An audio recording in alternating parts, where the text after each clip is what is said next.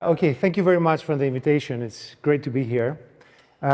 So what I'm going to try and talk about is, we have this evidence lately that systems that learn text continuations, they learn basically how to complete text.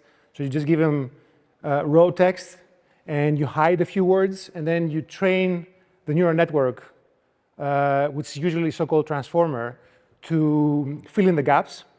Then it can actually produce text and do some interesting tasks. And it seems that it learns some part of semantics.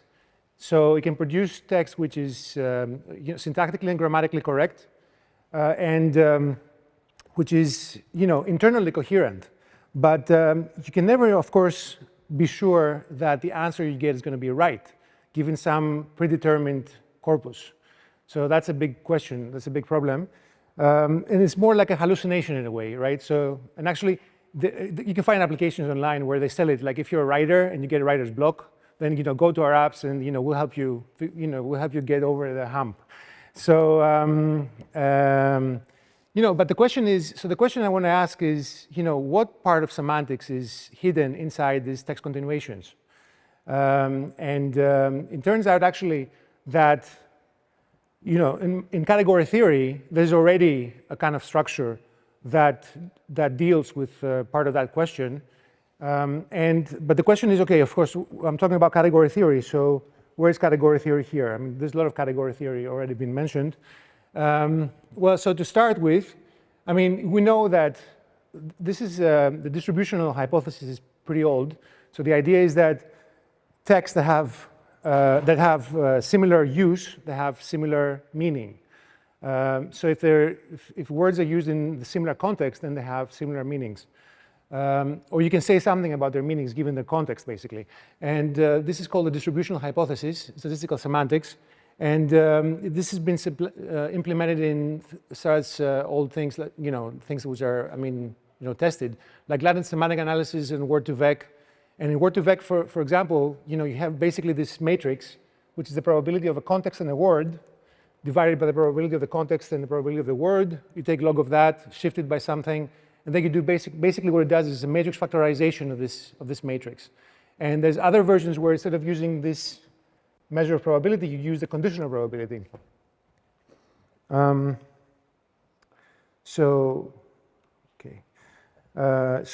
These transformers, they learn such distributional statistics.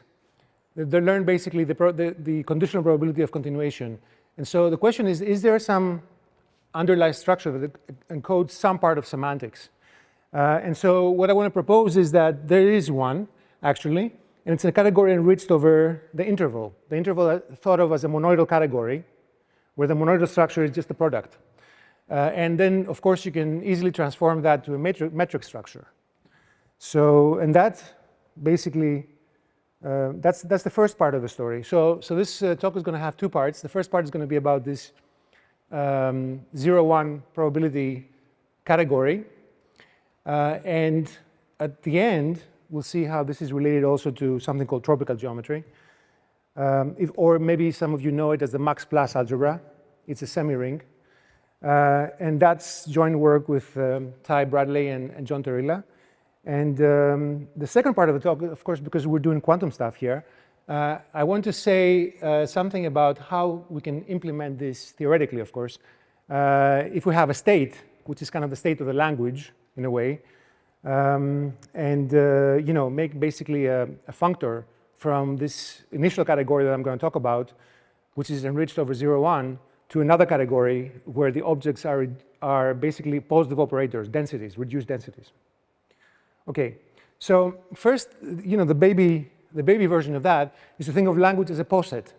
So how can you think of language as a poset? You can just say that the objects are the texts, and then in one text has is smaller than another one if the first one is contained in the second one.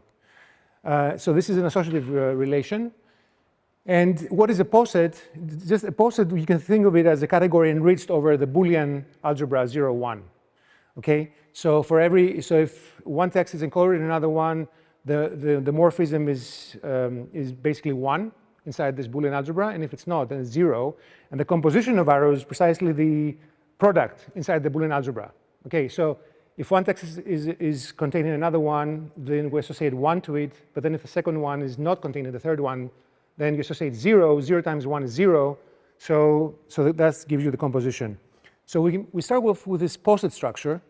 And that seems pretty innocuous. But already, actually, we can make some conclusions out of it.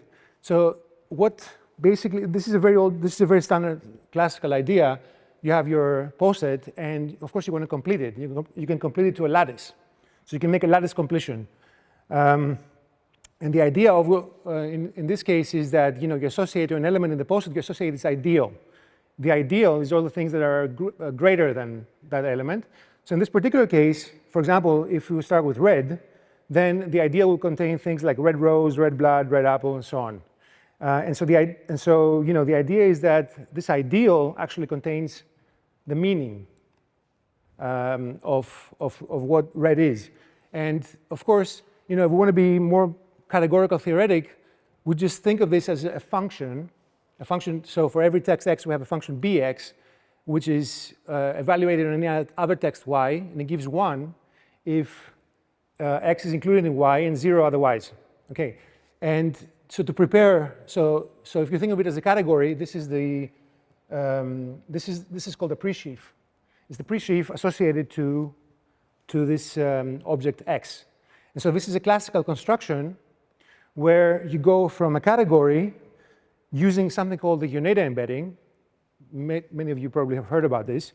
And you go into the category of sheaves, or pre-sheaves actually we have here. The category of pre-sheaves is always better because it's complete. It has limits, co-limits, and not only that, but it also has inner home.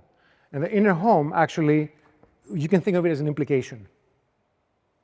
So what are these operations? The end operation, of course, so the limit, if you have two objects, the limit is something that maps to both of them. The co-limit is something that both of them map into. So you can see immediately here that the limit, if you have two words, x1 and x2, then their limit is basically the minimum of these two functions.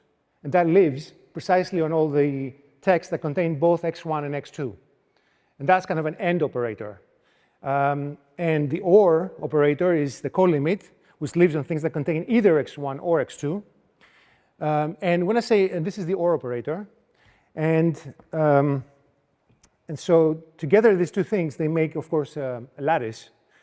But moreover, you have an extra piece of information here, which is the implication. So what happens is that the monoidal category, which is the Boolean algebra, also has, it's not just monoidal, but it's complete. It's closed, which means that you can define this inner home. How does this inner home work? So this inner home, you're supposed to think of this as implication. Okay, so we have here two texts, y and x. So we have this new function. Remember, bx and by are functions. Bx lives on the ideal of all things containing x. By lives on the ideal of all things containing y. So now this is a new function. And when you evaluate it, this is the home of the category on bc and by, the limit. So what does that actually mean? If by and bx evaluated on c is 1, you can work out what this means. It means that y implies x under the context c. So it means that, in this case, what imply means, it means that any text that contains y and c will also contain x. Like, for example, okay, you may want to take y to be red and x to be blue. I mean, in general, red will not imply blue. But if you add something else, some other information like French flag, then you may expect that anything that contains red and French flag will probably contain also blue. Now, this is a very kind of rudimentary setup, but already shows us this basic structure. And the basic structure is what's called a Hating algebra. A Hating algebra is a little bit more general than a Boolean algebra. Boolean algebra, we all know, it has basically and, or, and the negation operator. And the negation operator you can use to construct the implication. Okay, so this is the definition of a lattice, and when you have this negation operator, the implication basically is constructed by using this negation operator. But in our structure, which is a little bit more general, because it's also called a pseudo-Boolean structure, you don't have a negation operator. So in language, you don't necessarily expect that you would have a negation operator, but you still have an implication operator relative to context. So something implies something else, always relative to some context. And the implication sheaf is precisely the one that, evaluated on the context, will tell you if one implies the other. So that's the basic structure. But now, of course, what these transformers learn, they don't learn just if something is, if something is containing something else. They give a probability for that, because that's what they learn, actually. They learn the distribution probability that you can extend, for example, in a text by another word. So we want to enrich our structure. Instead of just using the Boolean algebra with just two elements, 0 and 1, use the interval, 0, 1. So we're going to interpret this as probabilities. Okay. So again, we're going to have a category which objects are texts. And now the morphism from one text to the other is going to be a number between 0 and 1. It's going to be the conditional probability extending from one to the other. Okay. So now what's the point here? The point, of course, is that conditional probabilities multiply. So if x1 is contained in x2 and x2 in x3, then you could say that the conditional probability of x1 be contained in x3 is the product of the other two. So that's precisely composition in this category. So we have a category, and this category is an enriched category over the monoidal category 0, 1. And you can. This is actually a subject which is well studied. And in general, what you expect for the morphism satisfies an inequality, this kind of inequality. We have equality, but not in all cases, because we'll see in the pre-sheaves we don't have necessarily an inequality. And this is just a slide to show that this is precisely a generalization of the previous situation. In other words, the Boolean algebra lives inside this interval category. And when we restrict ourselves just to the numbers 0 and 1, we recapture the previous situation. So now again, we want to to construct this completion. So remember, we have this Yoneda embedding. And the idea of the Yoneda embedding is actually quite nice. So the idea of the Yoneda embedding is that, if you have a category, if you want to know an object, it's equivalent to knowing the object is equivalent to knowing all the morphisms from that object to all the other objects, which is kind of something which is a very nice idea. That basically, because also when you have text, if you think you're a computer and so on, all you see is just a bunch of symbols, right? You have like absolutely no other information about what you're getting. The only other information that you're getting is this particular text is included in some other texts, right? So these are all the morphisms. So how can you get a structure just by looking at the morphisms? And so the idea of the Yoneda embedding, which is a basic feature of category theory, is that you know an object by looking at all the morphisms from that object to all other objects, or from other objects to that object. And when we say these morphisms, you set it up basically as functors. You take all functors with values in whatever category the morphisms are taking values in. So in usual category theory, there will be values in sets. Here, of course, we're using 0, 1. So if one works now, what are these so-called pre-sheaves? So this category of pre-sheaves, you can see that actually the condition that we need to have is that the morphism between x and y is less than or equal to the morphism between f of x and f of y. So f of x, f is just a map from L into 0, 1. Just like before we had bx and by. Bx was only taking values in 0 and 1. And it was only telling us if one text is included in another. It's either 100% included or not included at all. And here we have this probability structure. And so keep in mind this condition here. Because for us now, we're just doing probability theory, and we're not really sure what that means.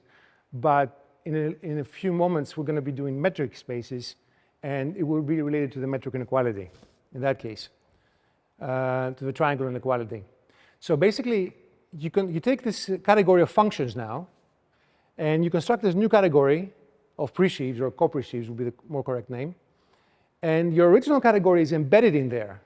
So there's a fully faithful embedding of the original category L into this new category. But this new category now has more stuff. This new category has, as we said, has limits and co-limits. And these limits and co-limits, they also provide you with a Heyting algebra. So you know, one has to work out, so by general theory, you can work out what is the morphism between presheaves, and you find out that you have to take the minimum overall, point-wise minimum of the inner home here. I mean, so so 0, 1 itself is a category over 0, 1. Okay, that's why this works, because both L and 0, 1 are categories over 0, 1. And let me just go back a few slides to show you.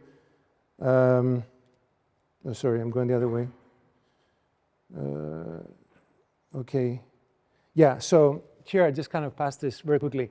But you know, when you have two numbers inside the interval 0, 1, what is the home you associate to them?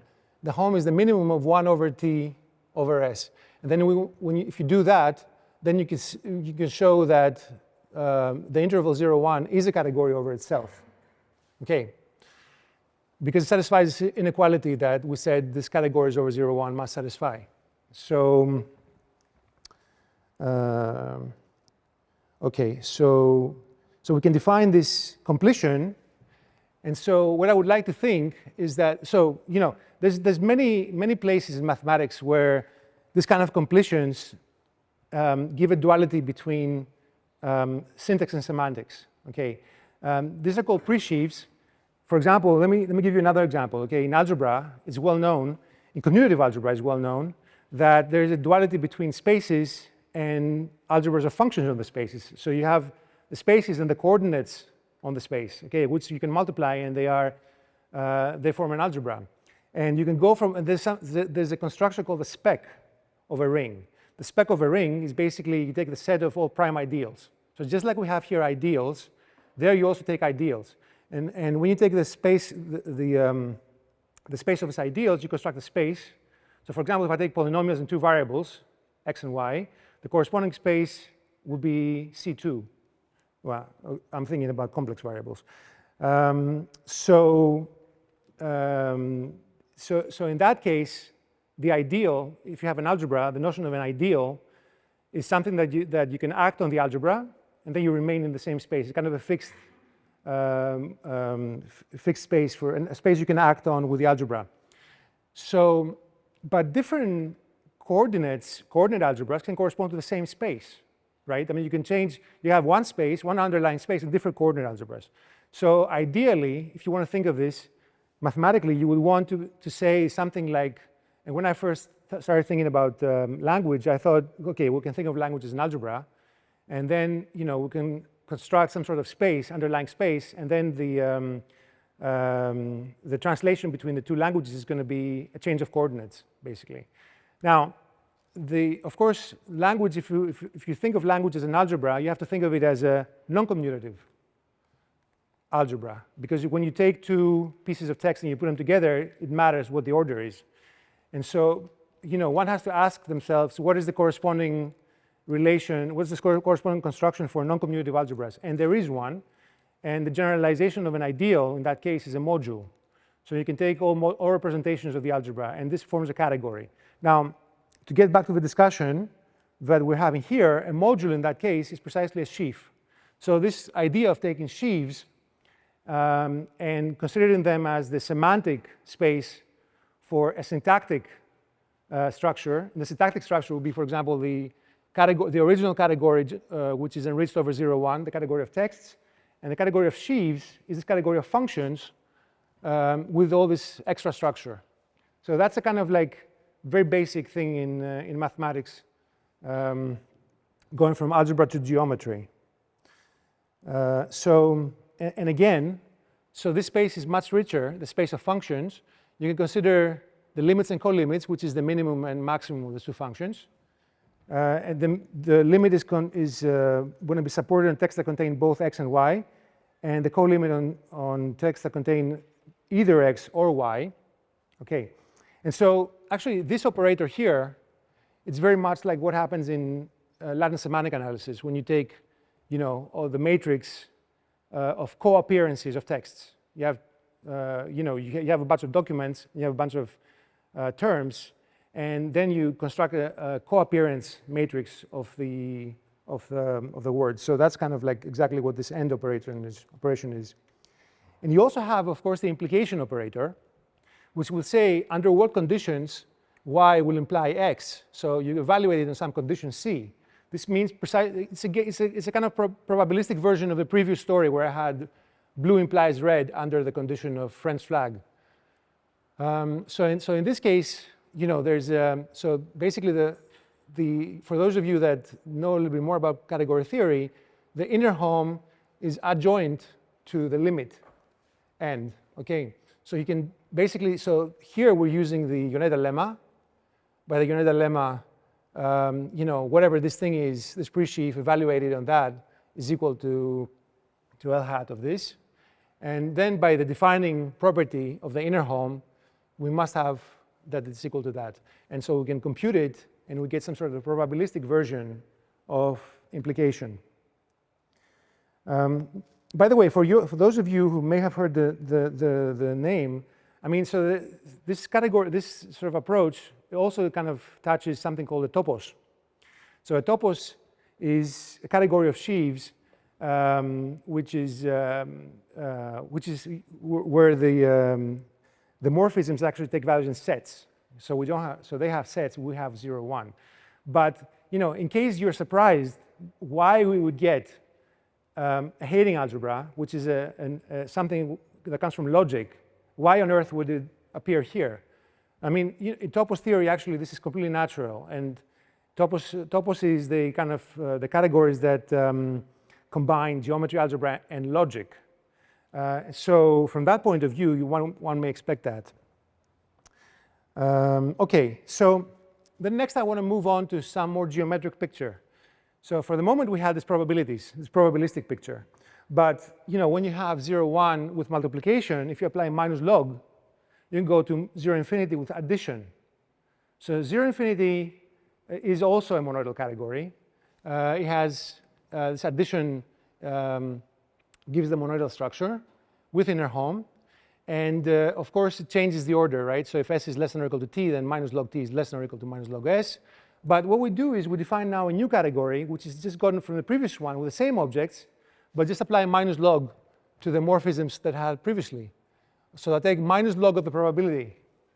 Now, the interesting thing is before here we had the condition for the morphisms was that L of xy times L of yz is less than or equal to L of xz. Well, now if I apply minus logs, what do I get? I get something with additions, and I get this precise statement, which of course is the triangle inequality. So basically this is telling you that actually we have a metric space. Now, what kind of metric is this? This metric is non-symmetric. So the distance between x and y is different than the distance between y and x. Okay? When I first saw that, I thought something was wrong.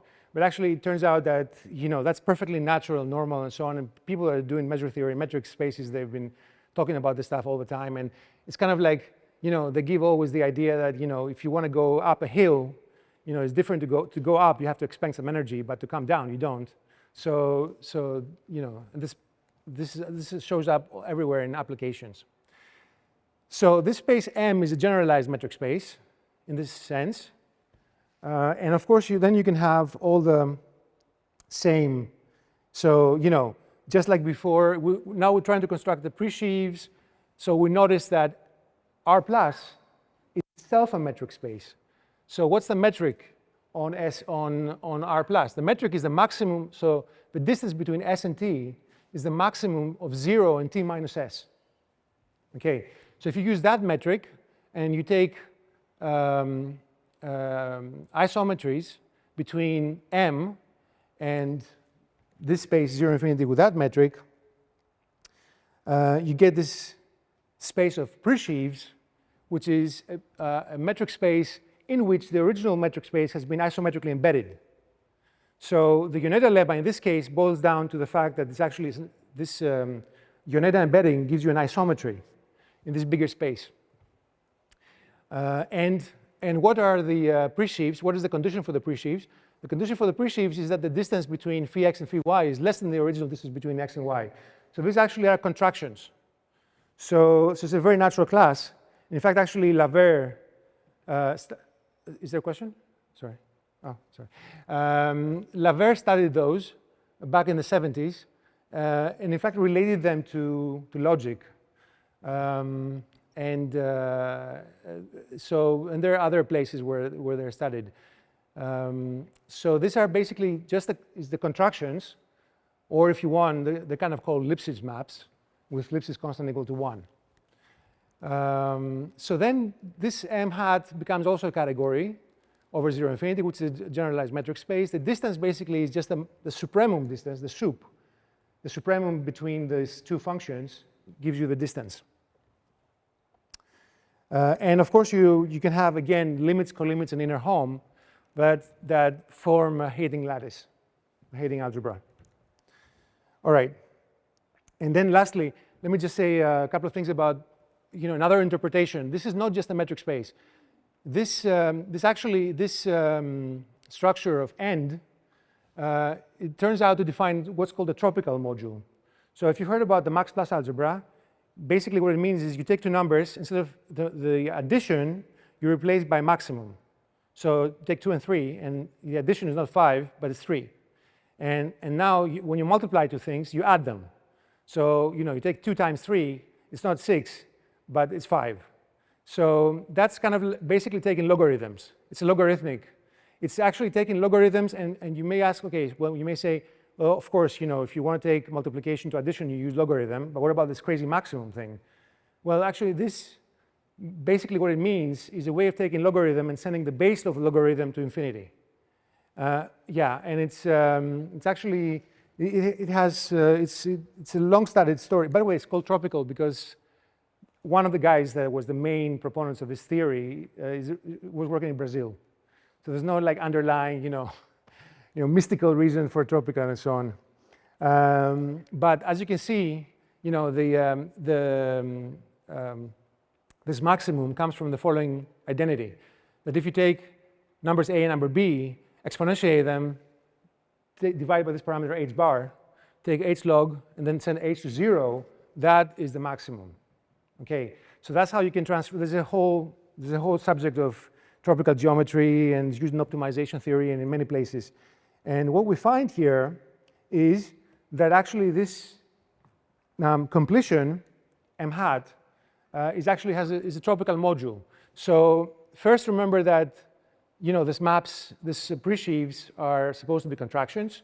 So in particular, I can just shift them by a constant amount. They just remain contractions. So if I have lambda 1 plus phi and lambda 2 plus psi, this is precisely equal, is the maximum of this thing, and the maximum is precisely the tropical sum of these two products. So that makes this a tropical space, and you can study it as a tropical space. There's a lot of things known, and actually, let me just say just one more word about this. So this gives you a way to get equations. So maybe you're familiar about sort of kind of crazy equations coming out of neural networks that learn to continue things, and you get things like the vector for king minus the vector for queen is equal to the vector for man minus the vector for woman. I don't know if you've seen this kind of stuff. That was sort of originally discovered by Mikolov and company. But nobody knows why you get this kind of things. Well, here we get something similar, actually. So if you have x1, a text included in y, then you can show that this equation holds. This is in L hat. So this is in the 0, 1 case. And then there's another one. So basically, the idea is that this thing is supposed to live on things that contain both x1 and y. But the value it takes is not that of y, it's the value of x1. So you have to multiply by this probability to get the right value. So you get this kind of relation. So applying, of course, minus log to all that, you get this kind of equations. And so you get two equations, okay, for this. So this phi x1, in practice, you can think of it in the following way. You can say that this is basically the distance. I mean, this is the function that gives you the distance of any other text from this text. And you get the system, and you can get this particular equation. But you can now understand that the transformer, what it's actually doing is solving this huge tropical linear system of equations. That's another way of thinking about it. Okay, so now I want to go into quantum stuff. So the idea is like, can we get a quantum state that learns the continuations? Okay, so playing around with this, we just realized that yes, you can, and it's actually quite simple, theoretically, of course, how to do that. You just take a sum of all texts. Now we're thinking about, so we shift gears now, and we go into quantum space, where we have a vector space generated by words. And so therefore, if I have, for example, let me give a simple example, text with 2 words, they will be in V tensor V. So I consider this state psi, which gives me exactly by the Born rule, gives me the right probability of this sentence appearing. Okay, so from this then, I can get the projection operator. You can just compute the projection operator and trace out the first part. So let's say we trace out the x component here. Okay, so we get some density, of course, because we started with the density. And the interesting thing about this is that if you use this operator to map the different words that have the same continuation will have the same vector. Okay, so it kind of learns to classify things relative to their continuations. So this is why I'm talking about this in relation to the previous one. And actually, the vector you get, in fact, turns out that it has a kind of like meaning in things that some people, not me, but I mean, when I found this out, I didn't know about this Bhattacharya coefficient that I'm going to show you right now. So basically, this kind of considers a text as defining a conditional probability on all the other texts that can go with it. Okay, so so basically these coefficients here that you see turn out to be something called the Bhattacharya coefficient, which is something that you use to compare the overlap between distributions. Okay, and then if you take square root of 1 minus that, then you get something called the Hellinger distance, and this satisfies the metric inequalities. Okay, so for example, if I take some corpus like big mountain, tall mountain, cold night, and chilly night, and I perform this procedure where I take the projection of psi and I trace out the first part, I trace out the second part here, then the image of big and tall will be the same, and the image of cold and chilly will be the same. You can, this is a very simple calculation. So it learns to classify things according to their continuations. Okay, so the general case, of course, if you have something like that. So now we want to use graphical notation to make more sense out of it. So where am I going here? I want to get a functor from what I was talking about previously to something quantum. Okay, and the way to do that is, well, let's consider the state psi, which is the normalized sum of all the texts. And yeah, everybody loves here this as a spider. So this is the vector psi, and this is the projection on it. So what we can do is we can fix some of these things and let the last one open. This will be precisely this map that will give you the probability of something being after this expression. So let me see here. Yeah, so I define this trace. When I compose these two things, it means I trace out. That's tracing out. I fix this to be xi1, and I leave this open. That's an operator from V to V. It's precisely the operator that gives me the probability of continuation from x1, from xi1 to any other word. Okay, so this is a positive operator, and I call it hat. And if it's normalized, I divide by the trace, which is the probability of xi1, and normalize it. And actually, what's interesting is that, well, I mean, so basically you can see that you can write a relation. So rho hat of xi1 is the sum of all rho hats of xi2, xi1, all things that contain it. And actually, when you normalize, you get this sum, but with the conditional probabilities. So to finish, let me show you what the functor is. You just take basically this functor that to every expression you associate this corresponding density operator. Okay, and this density operator is because of this equation that I showed you before. It shows you precisely that this rho hat x2, x1 is less than or equal. In what sense? In the sense that if you take positive operators, they define a cone, and a cone in a vector space defines a partial ordering. And this is, this is bigger than that if rho xi1 minus rho xi2, xi1 is in the cone. So in that sense, it defines is a partial order. So this is a posted map, and then if you decorate this with the corresponding probabilities, you get the from the 0-1 category a functor. And last thing, I want to say something about this crazy state psi, which is actually quite simple in the sense you just take the sum of all possible texts and you normalize it. How on earth could you compute it? Of course, the only way I know putatively to compute it would be to approximate it with some isometric tensor network.